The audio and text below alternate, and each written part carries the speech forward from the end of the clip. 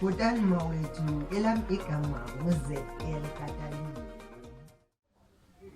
Ndingatyanga xesha kwaye ndiqonda uba nibile nimaxhaphetshu kuxakeka ngoba iingxaki zixananazile kwaye nexesha liqhathwe yinja.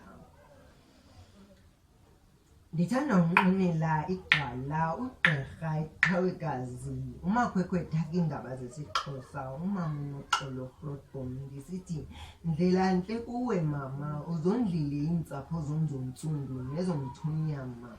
Waqeqesha ama-Afrika nama-Afrikakazi atsho azingca ngolwimi lawo lwesiXhosa.